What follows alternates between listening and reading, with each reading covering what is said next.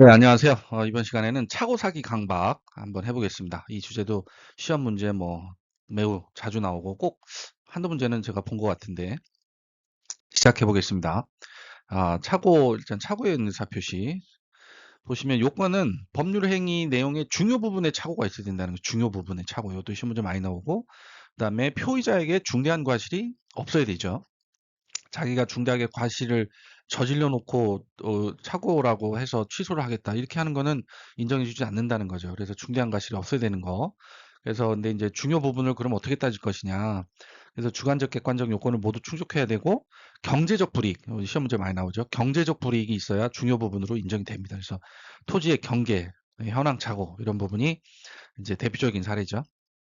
이게 경제적 불이익 이거를 잘 보셔야 되고, 그다음에 중대한 과실, 피의자에게 중과실이 있으면 취소할 수는 없습니다. 아까 말씀드렸듯이 차기 과실이 있으니까, 중대하게 과실이 있으니까 취소할 수 없는데 상대방이 그 착오를 알고 이용했어요.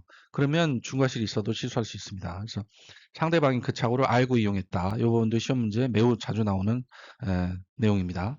그래서 효과는 상대적 취소, 선의 제3자에게는 취소할 수 없습니다. 그래서 모르고 그냥 그 사람이 저 착오로 했는지 안 했는지 모르는 사람한테는 그걸 그 사람을 상대로 취소할 수는 없는 거죠. 그래서 선의의 제3자에게는 대항 불가다. 이렇게 말씀드릴 수 있고, 그다음에 사기 강박에 대한 의사표시, 그다음에 사기, 기방해기, 그다음에 차고, 기망해기 했으니까, 그다음 내가 착오를 일으켰죠. 그다음에 이제 의사표시를 하는 거죠. 그래서 사기에 의한 의사표시, 강박을 해서 공포심 유발되고, 그다음에 의사표시를 하고, 요거는 이제 강박에 의한 의사표시.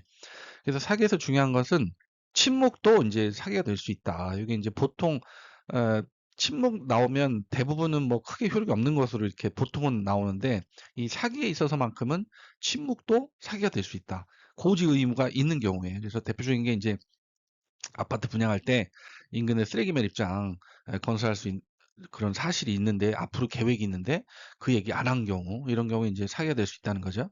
그래서 침묵도 고지 의무가 있으면 사기가 될 수 있다. 그다음에 강박. 강박에서 자주 나오는 내용은 의사결정의 자유가 완전히 박탈된 정도라면 취소가 아니라 무효다.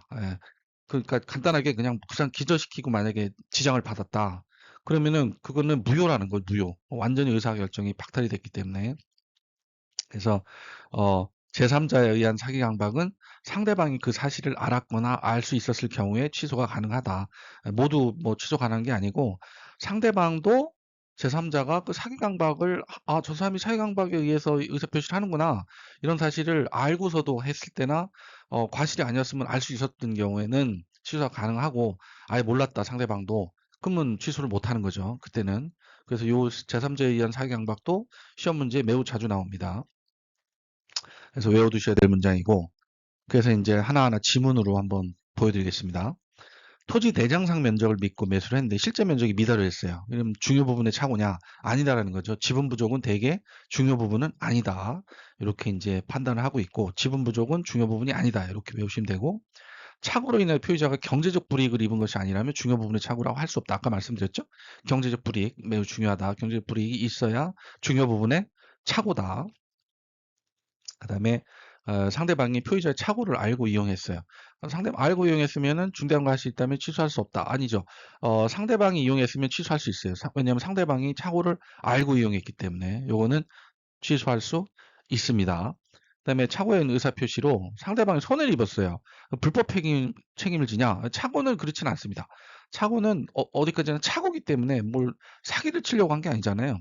그래서 이제 이 착오로 판단하는 거는 판사가 알아서 하겠지만, 어쨌든 착오 자체는 취소는 위법은 아니다. 이렇게 생각하시면 되고, 법률에 관한 착오도 중요 부분의 착오가 될 수 있다. 양도소득세 미발생 이런 거 중요 부분의 착오, 계약에 많이 나오죠. 양도소득세 관련해서 이런 거 이제 중요 부분의 착오가 될 수 있다. 법률에 관한 착오. 그다음에 동기의 착오가 상대방에 유발됐어요. 상대방에 의해서 동기의 착오가 유발됐어요. 그러면은 표시는 되지 않았어도 유발이 됐기 때문에 상대방에 의해서 그건 취소할 수 있는 거예요. 이건 이것도 시험 문제 많이 나오는 거죠. 상대방에 유발됐으면은 취소할 수 있다. 표시되지 않았더라도 취소할 수 있다. 동기가 표시되지 않았더라도 취소할 수 있다.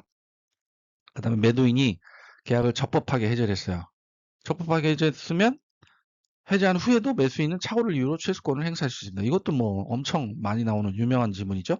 매수인은 착오를 이유로 취소권을 행사할 수 있습니다. 매도인이 계약을 적법하게 해제한 후에도 자기의 어떤 권리에 따라서 자기 유무 유리에 따라서 이제 매수인도 착오를 이유로 취소권을 행사할 수 있습니다. 그다음에 사기에 의한 의사표시가 성립하기 위해서는 경제적 손해가 발생해야 한다. 어, 경제적 손해는 착오의 중요 부분의 착오에 있어서 요건인 거지. 사기에 의한 의사표시, 요거 이제 이렇게 헷갈리게 좀 나오는데 사기에 의한 의사표시 경제적 손해랑은 상관이 없죠. 경제적 손해는 착오에 나오는 겁니다. 착오. 요거 이제 이렇게 헷갈리게 보통 나오는데 잘 보셔야 되고 뭐 많은 과목에서 뭐 거의 대부분 과목에서 이렇게 딴 데 거를 갖다가 유명한 문장을 같이 섞어가지고 이렇게 헷갈리게 만드는데 그걸 좀 잘 봐야 될 것 같아요. 그다음에 제3자의 사기로 계약을 체결했어요. 그러면 상대방이 그 사실을 알 수 있었을 경우에도 3자 사기는 상대방이 그 사실을 알 수 있었을 경우에도 취소할 수 있어요. 상대방이 몰랐을 경우에만 취소할 수 없는 거니까. 그다음에 대리인이 사기를 행한 경우 본인이 그 사실을 몰랐더라도 상대방은 취소할 수 있다. 대리인은 제3자가 아니니까 대리인이 사기를 한 거는 본인이 그 사실을 몰랐더라도 상대방은 취소할 수 있죠. 본인이 뭐 알고 모르고는 아무 상관이 없죠. 대리인이 사기를 친 건데. 그래서 상대방은 취소할 수 있습니다. 그다음에 강박에 의해서 증여의 의사표시를 했다면 비진의 의사표시라고 할 수 없다. 네, 내심 효과 의사는 있다는 거죠. 그래서 강박의 의사 증여 표시는 비진의 의사표시는 상관이 없다. 요것도 많이 나오는 문장이죠. 강박에 의해 그러니까 강박하고 비진의 의사표시는 상관이 없는 거예요. 이거는 그래서 강박에 의해 증여 표시를 했다고 해서 그게 비진의 의사표시라고 할 수 있는 게 아니죠. 할 수 없죠. 비진의사 표시가 아니라는 거예요. 강박하고 비진의사 표시는 상관이 없다. 내심의 강박에 의해서 어쨌든 증여 표시를 했더라도 자기 내심의 효과 이사는 있었다고 봐야 된다는 거죠. 아주 기저시켜서 지정을 찍지 않은 이상은. 그래서 요것도 많이 나오는 문장이다. 그다음에 요 밑에 바로 나오네요. 강박의 정도가 극심하여 의사결정의 자유가 완전히 박탈된 상태의 행위는 이건 무효죠. 예, 이건 무효다. 그다음에 부정행위의 고소고발, 정당한 권리 행사이므로 어떤 경우에도 강박이 될 수 없다. 아니죠. 부정한 이익 목적 시 부정한 이익을 목적으로 고소고발을 했어요. 그 상대방을 괴롭히기 위해서. 이럴 때는 강박이 될 수 있습니다. 강박이 가능합니다. 그다음에 교환 계약에서 일방 당사자가 자기 소유 목적물의 사기 시가를 묵비하거나 허위로 고지한 것은 기망행 이거는 시가 묵비는 자기가 거래할 사람이 자기도 알고 가야지 상대방이 시가를 뭐 거짓으로 허위로 고지했다고 해서 그거 넘어가는 사람이 잘못이지. 그렇지 않습니까? 그래서 시가 나오면 일단은 기망행위가 아니다 이렇게 생각하시면 돼요. 착오가 상대방의 기망행위에 유발됐어요. 상대방의 기망행위에 의해서 유발됐으면 착오와 사기 중 선택하여 주장할 수 있습니다. 예, 요건 상대방이 기망행위에 의해서 유발이 됐기 때문에 착오가 그러면 착오나 사기 둘 중에 하나 선택해서 주장할 수 있는 거예요. 그다음에 신축 건물 부지로 토지를 매수했는데 건축 허가를 받을 수 없어요. 그럼 이는 동기착오에 해당하죠. 나는 건축을 지려고 건물을 지려고 토지를 샀는데 건축 허가를 받을 수 없으니까 이건 동기착오에 해당한다. 이것도 가끔 나오는 문장이고 그다음에 착오 취소 규정은 임의 규정이므로 당사자 합의로 착오 취소를 배제할 수 있습니다. 이거는 뭐 임의 규정이니까 배제할 수 있고 중대한 과실 유무의 증명 책임은 취소를 막으려는 상대방이 부담하는 거죠. 예, 중대한 과실 유무는 취소를 막으려는 상대방이 부담을 합니다. 이것도 뭐 엄청 자주 나오는 문장입니다.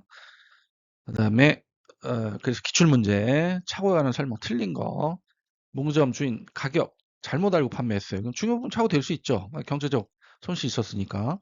그다음에 착오가 표의자 중대한 과실로 인한 때에는 상대방이 그 착오를 알고 이용하더라도 취소할 수 있죠.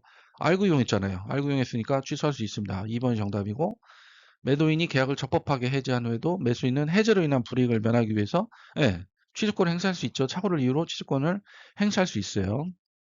매수인이 해제로 인해서 자기가 불이익이 있을 수도 있기 때문에 매도인이 계약을 적법하게 해지한 후에도 착오를 이유로 취소권을 행사할 수 있다. 이건 뭐 엄청나게 유명한 지문이고 동기 착오가 상대방에 유발이 됐어요. 그러면 동기 표시가 표시되지 않았어요. 않았어도 중요 부분에 착오가 될 수 있습니다. 왜냐하면 상대방에 유발이 됐기 때문에 동기 착오가 상대방에 의해 유발이 됐기 때문에 동기가 표시되지 않았더라도 중요 부분에 착오가 될 수 있다.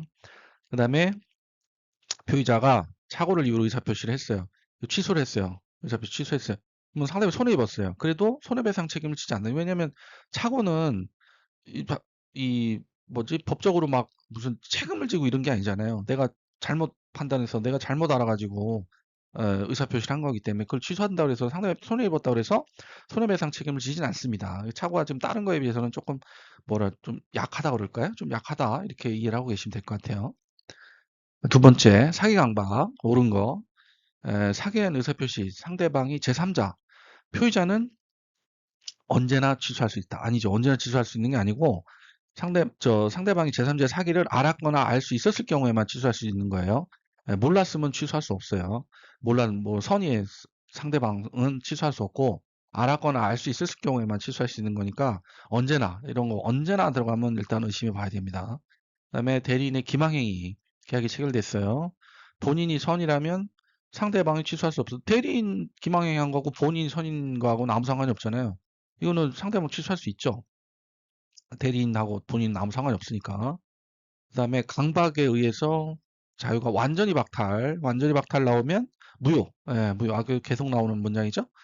강박, 완전히 박탈, 무효다. 3번이 맞네요. 그다음에 시가 나오면은 이거는 자기 잘못이라는 거죠. 그래서 기망행위에 해당하지 않죠. 시가보다 자기가 알고 가서 계약을 해야지. 그렇지 않습니까? 그러니까 틀렸고 제3자의 강박으로 의사표시를 했어요. 피의자는 그 강박을 행한 제3자에게 손해배상을 청구하고 먼저 계약을 취소할 필요는 없어요. 취소하지 않고도 그냥 손해배상 청구할 수 있습니다. 요게 이제 뭐죠? 강박의 어떤 의사표시에 있어서 제3자에게 손해배상을 청구하기 위해서는 먼저 계약을 취소할 필요는 없다. 여기까지. 감사합니다.